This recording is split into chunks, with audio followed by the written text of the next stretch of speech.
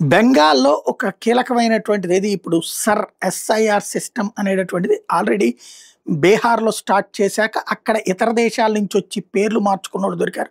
అట్లాగే మహారాష్ట్ర గాని, ఇతర రాష్ట్రాల్లో ఎన్నికల సంఘం జోక్యం చేసుకున్నాక అసలు నిజాలు బయటపడి ఇతర దేశాల నుంచి వచ్చిన చొరబాటుదారులు శరణార్థులుగా మారినో, లేకపోతే దొంగచాటు డాక్యుమెంట్‌తో ఇక్కడ భారతదేశపు ఓటర్ ఐడీలు సంపాదించి, ఆ తర్వాత పాస్‌పోర్ట్‌లు, ఆ తర్వాత ఆధార్‌లు క్రమంగా ఇక్కడ పౌరుల కింద చలామణి అయితే ఆళ్ళందరూ దొరికిపోయారు గదా! ఈ ఎస్ఐఆర్ సిస్టమ్‌లో.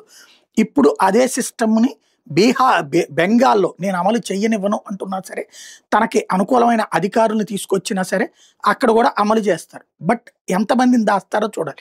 కానీ ఈ భయంతో బంగ్లాదేశ్ నుంచొచ్చి ఇప్పటిదాకా దర్జాగా బెంగాల్‌లో సెటిల్ అయినటువంటి వాళ్ళు కొంతమంది తిరుగు ప్రయాణం ప్రారంభించారు. పారిపోవడం ప్రారంభించారు. అలా పారిపోతున్నోళ్ళు 45 మంది బీఎస్ఎఫ్ వాళ్ళకి దొరికారు. ఎందుకు వెనక్కి వెళ్ళిపోతున్నారంటే లోకల్ ప్రభుత్వం సహకరించకపోయినా, కేంద్ర ప్రభుత్వం ఇన్వాల్వ్ కాకపోయినా, ఈలోపే ఎందుకు వెనక్కి వెళ్ళిపోతున్నారా అంటే, రేపు పొద్దునొస్తే మమ్మల్ని అరెస్ట్ చేస్తారు, పట్టుకుంటారు అన్నట్టు. అంటే కేంద్రం కఠినంగా వ్యవహరిస్తది, పట్టుకుంటది, ఎన్నికల సంఘం యాక్షన్ తీసుకుంటది అన్నటువంటి భయమైతే ఇలాగ వచ్చిన చొరబాటుదారుల్లో వచ్చింది అన్నదైతే స్పష్టమవుతుంది.